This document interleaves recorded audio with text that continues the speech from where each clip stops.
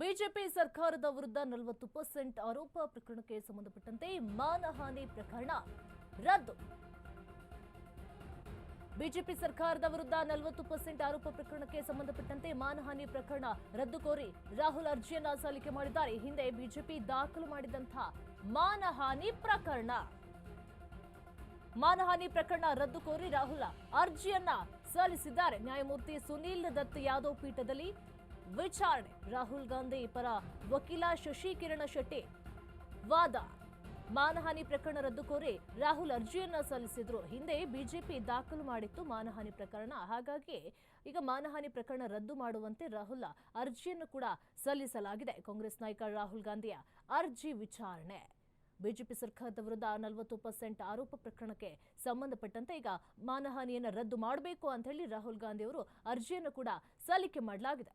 ಹಿಂದೆ ಬಿಜೆಪಿ ದಾಖಲು ಮಾಡಿತ್ತು ರಾಹುಲ್ ಗಾಂಧಿ ವಿರುದ್ಧ ಮಾನಹಾನಿ ಪ್ರಕರಣವನ್ನು ಕೂಡ ದಾಖಲಿಸಲಾಗಿತ್ತು. ಈಗ ನ್ಯಾಯಮೂರ್ತಿ ಸುನೀಲ್ ದತ್ ಯಾದವ್ ಪೀಠದಲ್ಲಿ ವಿಚಾರಣೆ ಕೂಡ ಆಗುತ್ತೆ.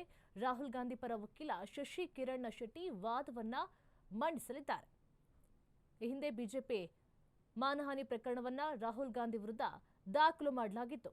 ಬಿಜೆಪಿ ಸರ್ಕಾರದ ವಿರುದ್ಧ 40% ಆರೋಪ ಪ್ರಕರಣಕ್ಕೆ ಸಂಬಂಧಪಟ್ಟಂತೆ ಈಗ ಮಾನಹಾನಿ ಪ್ರಕರಣ ರದ್ದು ಕೋರಿ ರಾಹುಲ್ ಅರ್ಜಿಯನ್ನ ಸಲ್ಲಿಸಿದ್ದಾರೆ. ಆರೋಪಗಳ ಕುರಿತು ರಾಹುಲ್ ರೀಟ್ವೀಟ್ ಮಾಡಿದ್ದಾರೆ.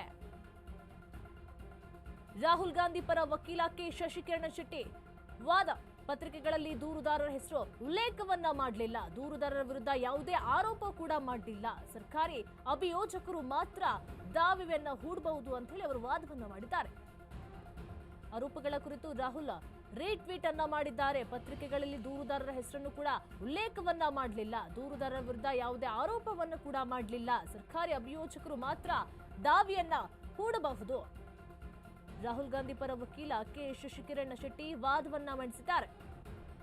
ಆರೋಪಗಳ ಕುರಿತು ರಾಹುಲ್ ರೀಟ್ವೀಟ್ ಅನ್ನ ಮಾಡಿದ್ದಾರೆ. ಇದು ಬಿಜೆಪಿ ಸರ್ಕಾರದ ವಿರುದ್ಧ 40% ಆರೋಪವನ್ನ ಮಾಡಿದ್ರು ಕೂಡ ರಾಹುಲ್ ಗಾಂಧಿ ಅವರು. ಹಾಗಾಗಿ ಅವರು ಮಾನಹಾನಿ ಪ್ರಕರಣವನ್ನು ಕೂಡ ದಾಖಲು ಮಾಡಿದ್ರು. ಹಾಗಾಗಿ ಆ ಮಾನಹಾನಿ ಪ್ರಕರಣವನ್ನ ರದ್ದು ಮಾಡುವಂತೆ ರಾಹುಲ್ ಗಾಂಧಿ ಅವರು ಅರ್ಜಿಯನ್ನು ಕೂಡ ಸಲ್ಲಿಸಿದ್ರು. ಪತ್ರಿಕೆಗಳಲ್ಲಿ ದೂರುದಾರರ ಹೆಸರು ಕೂಡ ಉಲ್ಲೇಖವನ್ನ ಮಾಡಲಿಲ್ಲ. ದೂರುದಾರರ ವಿರುದ್ಧ ಯಾವುದೇ ಆರೋಪ ಕೂಡ ಮಾಡಲಿಲ್ಲ. ಸರ್ಕಾರಿ ಅಭಿಯೋಜಕರು ಮಾತ್ರ ದಾವೆಯನ್ನ ಹೂಡಬಹುದು. ಹೀಗಾಗಿ ಮಾನಹಾನಿ ಪ್ರಕರಣವನ್ನ ರದ್ದು ಮಾಡುವಂತೆ ರಾಹುಲ್ ಅವರು ಅರ್ಜಿಯನ್ನು ಕೂಡ ಸಲ್ಲಿಕೆ ಮಾಡಿದ್ದಾರೆ. ಪತ್ರಿಕೆಗಳಲ್ಲಿ ದೂರುದಾರರ ಹೆಸರು ಕೂಡ ಉಲ್ಲೇಖ ಮಾಡಲಿಲ್ಲ. ಸರ್ಕಾರಿ ಅಭಿಯೋಜಕರು ಮಾತ್ರ ದಾವೆಯನ್ನ ಹೂಡಬಹುದು. ಹೀಗಂತ ರಾಹುಲ್ ಗಾಂಧಿ ಪರ ವಕೀಲ ಕೆ ಶಶಿಕಿರಣ್ ಶೆಟ್ಟಿ ವಾದವನ್ನ ಮಂಡಿಸಿದ್ದಾರೆ.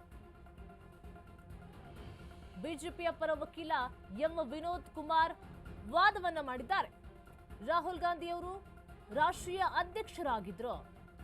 ರೀಟ್ವೀಟ್ ಮಾಡುವುದು ಮಾನಹಾನಿಯ ಆರೋಪದ ಅಡಿ. ದಾಖಲೆ ಸಲ್ಲಿಸಲು ಕೋರ್ಟ್ ಕಾಲಾವಕಾಶವನ್ನ ನೀಡಬೇಕು. ಪ್ರತಿಯೊಂದು ಹುದ್ದೆಯೂ ಕೂಡ ಲಂಚವನ್ನ ನೀಡಬೇಕು ಅಂತ ಹೇಳಿ ವಿನೋದ್ ಅವರು ಹೇಳಿದ್ದಾರೆ. ಬಿಜೆಪಿ ಪರ ವಕೀಲ ಈ ರೀತಿಯಾಗಿ ವಿನೋದ್ ವಾದವನ್ನ ಮಂಡಿಸಿದ್ದಾರೆ. ಜಾಹೀರಾತಿನಲ್ಲಿ ಬಿಜೆಪಿ 40% ಸರ್ಕಾರ ಅಂತೇಳಿ ಹೇಳಲಾಗಿದೆ. ಜಾಹೀರಾತು ನೀಡೋದ್ರಲ್ಲಿ ಹಾಗಾದ್ರೆ ರಾಹುಲ್ ಅವರ ಪಾತ್ರ ಏನು? ಈ ಕುರಿತು ವಾದ ಮಾಡುವಂತೆ ಬಿಜೆಪಿ ಪರ ವಕೀಲರಿಗೆ ಸೂಚನೆಯನ್ನು ಕೂಡ ಕೊಡಲಾಗಿತ್ತು. ಡಿಸೆಂಬರ್ 11ಕ್ಕೆ ವಿಚಾರಣೆಯನ್ನ ಮುಂದೂಡಿದ್ದೆ ಹೈಕೋರ್ಟ್. ರೀಟ್ವೀಟ್ ಅನ್ನ ಮಾಡಿದ್ರು ರಾಹುಲ್ ಗಾಂಧಿ ಅವರು. ಪ್ರತಿಯೊಂದು ಹುದ್ದೆಗೂ ಕೂಡ ಲಂಚ ನೀಡಬೇಕು ಅಂತ ಹೇಳಿ ಬಿಜೆಪಿ ಪರ ವಕೀಲ ಎಂಬ ವಿನೋದ್ ಕುಮಾರ್ ಕೂಡ ವಾದವನ್ನ ಮಾಡಿದ್ರು. ಸರ್ಕಾರಿ ಅಭಿಯೋಜಕರು ಮಾತ್ರ ದಾವೆಯನ್ನ ಹೂಡಬಹುದು ಅಂತ ಹೇಳಿ ಕೂಡ ಹೇಳಿದ್ರು. ಈಗ ಬಿಜೆಪಿ ಪರ ವಕೀಲ ಎಂ ವಿನೋದ್ ಕುಮಾರ್ ಕೂಡ ವಾದವನ್ನ ಮಂಡಿಸಿದ್ರು. ಜಾಹೀರಾತಿನಲ್ಲಿ ಬಿಜೆಪಿ 40% ಸರ್ಕಾರ ಅಂತೇಳಿ ಹೇಳಲಾಗಿದೆ. ಹಾಗಾದ್ರೆ ಜಾಹೀರಾತು ನೀಡೋದ್ರಲ್ಲಿ ರಾಹುಲ್ ಪಾತ್ರವೇನು ಅಂತ ಹೇಳಿ ಕೂಡ ಪ್ರಶ್ನೆಯನ್ನ ಮಾಡಿದ್ದಾರೆ.